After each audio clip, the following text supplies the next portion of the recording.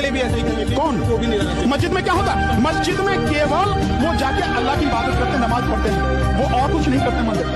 मस्जिद में जाकर और कुछ, ठीक है। लेकिन कुछ लोगों को प्यार की भाषा समझ नहीं आती। अगर प्यार की भाषा समझ आती तो भगवान कृष्ण हथियार उठाने के लिए नहीं कहते भागवत गीता के अंदर। अगर भागवत गीता का नाम जो आप लोग 50 बार दिन में लेते हो ना, अगर एक बार भी उसको समझ जाओ तो आपको पता चल जाएगा कि कुछ लोगों को प्यार की भाषा समझ नहीं आती। तोड़ूंगा एक दिन, मैं ही तोड़ूंगा उसे, मैं ही तोड़ूंगा। तोड़ोगे तुम? मंदिर को। किस मंदिर को? राम मंदिर को हम ही तोड़ेंगे सब। सही बताओ। ठीक है। ऐसी मानसिकता की वजह से ही आप लोगों ने पाकिस्तान खोया, आप लोगों ने बांग्लादेश खोया, आप लोगों ने भूटान खोया, म्यांमार खोया। ठीक है। और जो अखंड भारत का जो सपना था, ठीक है, अखंड भारत जो महाभारत में दिखाया गया है, वो अखंड भारत टुकड़े हो के अब जो मौजूदा हिस्सा जो हमारा, तोड़ूंगा एक दिन, मैं ही तोड़ूंगा उसे, मैं ही तोड़ूंगा। तोड़ोगे तुम? मंदिर को। किस मंदिर को? राम मंदिर को हम ही तोड़ेंगे सब। सही बताओ। हमारा सरकार चेंज होती है, हमारा राज होगा। इस बार जो आएगी सरकार आए, कांग्रेस आए, हमारी दिल की यही है। दिल में तो और कुछ भी है। दिल में और कुछ भी है, बहुत कुछ है। बवाल मचाना है। बवाल मचाना? हाँ। बवाल कैसे मचाना? बवाल जैसे मचाएंगे, जैसे सरकार आएगी ना, बवाल ही मचाएंगे। कांग्रेस की भाई। तो मंदिर बनाने के पक्ष में है कि नहीं? क्यों? मैं क्यों मंदिर में बनाने के पक्ष? मैं तो कह रहा हूँ इस देश में जितने मंदिर है सबको तोड़ दिया जाए। मैं तो कह रहा हूँ इस बात को। क्या मिलता है मंदिरों से? मंदिरों की बजाय इस देश में स्कूल बनाइए, कॉलेज बनाइए, लाइब्रेरी बनाइए, लोगों की शिक्षा मिलेगी, ये देश दुनिया में आगे पहुंचाएगा। मंदिर बनाने से। जय श्री राम। अभी आप लोगों ने ये जो क्लिप देखी, 1 या 1.5 मिनट की क्लिप रही होगी। इस क्लिप को देख के, हालांकि बहुत ही वायरल क्लिप है, और मुझे नहीं लगता कि इस क्लिप को देख के हिंदू समाज के कुछ लोगों में कोई फर्क पड़ा होगा, क्योंकि हम लोग पता है क्या मान चुके हैं। हम लोगों को लगता है कि जो भी हो रहा है उसे होने दो, ठीक है। और राम मंदिर बन चुका है।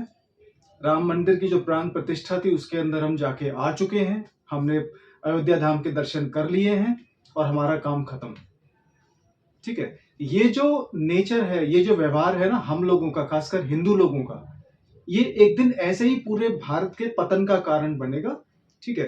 पूरे वर्ल्ड में ये जो 57 मुस्लिम देश हैं, एक और देश ऐड हो जाएगा उसके अंदर, ठीक है। और जब आने वाली हमारी जो पीढ़ी होगी, उस पीढ़ी को क्या पता चलेगा कि उसका सनातन धर्म के अंदर जन्म हुआ है कि किसी दूसरे धर्म के अंदर उसका जन्म हुआ है? उसे तो उस बात का एहसास ही नहीं होगा। और आप लोग जो ऐसी क्लिप को देख के, जिनके अंदर जरा सा भी इस बात का एहसास नहीं होता कि भाई हमें अपने सनातन धर्म के प्रति कुछ जिम्मेदारियों को निभाना है, ऐसे लोग ही इस धर्म का पतन का कारण बनेंगे, ठीक है। ऐसी मानसिकता की वजह से ही आप लोगों ने पाकिस्तान खोया, आप लोगों ने बांग्लादेश खोया, आप लोगों ने भूटान खोया, म्यांमार खोया, ठीक है। और जो अखंड भारत का जो सपना था, ठीक है, अखंड भारत जो महाभारत में दिखाया गया है, वो अखंड भारत टुकड़े हो के अब जो मौजूदा हिस्सा जो हमारे पास है, ये भी भविष्य में नहीं बचेगा। क्योंकि एक तबका हिंदू समाज के अंदर वो है जो एसी में बैठ के, जो अपने कमरे के अंदर बैठ के सिर्फ अपने आप को ये दिखाता है कि भाई हमारा काम पूरा हो गया, जो होता है होने दो, ठीक है। और ये तो सिर्फ बोलने वाली बात है। ये क्लिप जो बच्चा इस क्लिप के अंदर बोल रहा है कि एक दिन मैं खुद इस मंदिर को तोड़ूंगा, ठीक है, हमारी सरकार आ जाने दो, ठीक है। मैं इसको पॉलिटिकल एंगल में नहीं ले जाने की कोशिश कर रहा हूं, लेकिन एक मानसिकता, एक सोच, एक आइडियोलॉजी का बेस समझो। एक जहर बच्चों के अंदर भरा जा रहा है। एक मासूम बच्चा, ये लड़का 10-12 साल का होगा या 18-20 साल का होगा, जो भी है, ठीक है। ये जो प्रोपेगेंडा चलाते हैं ना किसी धर्म के खिलाफ या किसी मान्यता के खिलाफ, अगर इसका जल्दी से कुछ नहीं किया गया तो फिर वो दिन दूर नहीं है। जैसा कि एक अभी कुछ दिन पहले चर्चा उठी थी कि सबसे पहला स्टेट, मुस्लिम स्टेट अगर जो इंडिया में होगा तो वो केरला होगा, तो उसको वास्तविकता होने में ज्यादा समय नहीं लगेगा, ठीक है। तो बहुत सारे लोग, आप कम से कम ये तो समझने की कोशिश करिए कि आने वाली पीढ़ी को आप क्या देके जाएंगे। आने वाली पीढ़ी को आप क्या मस्जिद देके जाओगे? आने वाली जो आपकी बहन बेटी को, उनको क्या बुर्का देके जाओगे? आप लोग क्या देके जाओगे आने वाली पीढ़ी को? आने वाली पीढ़ी के माथे पे आप तिलक देके जाओगे या उसको आप उसके सर के ऊपर काले रंग का पर्दा देके जाओगे?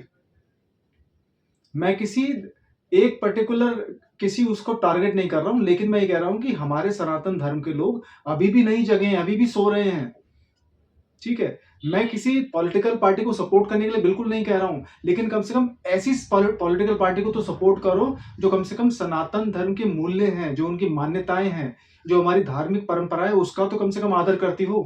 कम से कम ऐसी पार्टी को तो समझने की कोशिश करो, एक ऐसी विचारधारा को तो सपोर्ट करो जो कम से कम हिंदू होने पे गर्व करती हो।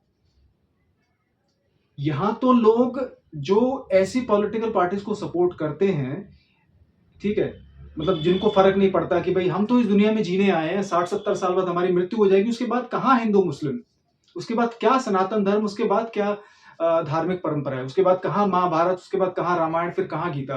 तो इस दुनिया में ऐसे लोग भी हैं जिनको आने वाली पीढ़ी को क्या मिलेगा हमारी आज की सोच से, इससे कोई फर्क नहीं पड़ता। ठीक है, हम लोग आए हैं दुनिया में, खाएंगे, कमाएंगे, गाड़ी में घूमेंगे, चले जाएंगे।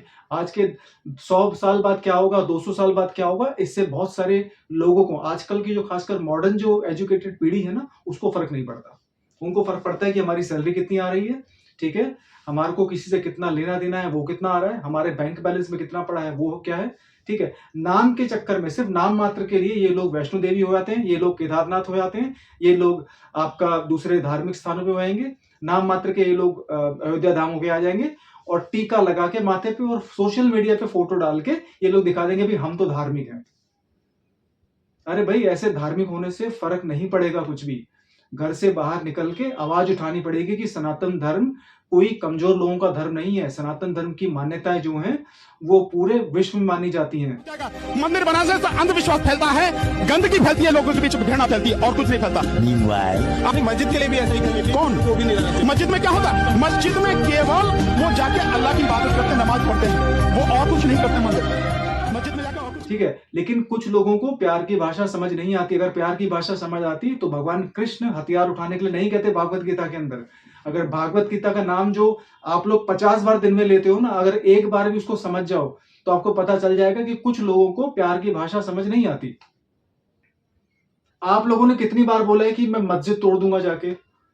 नहीं बोला होगा किसी ने ना। मैं इस बात को सपोर्ट भी नहीं करूंगी आप जाके मस्जिद तोड़ो, लेकिन जो लोग इस बात को प्रोपेगेट करते हैं, जो लोग इस बात का प्रोपेगेंडा फैला रहे हैं कि भाई हिंदुस्तान के सारे मंदिर तोड़ दो, ठीक है, अरे भाई ऐसे लोग हिंदू होने के नाम पे कलंक है। ऐसे लोगों की आत्मा मर चुकी है और चरित्र बिक चुका है।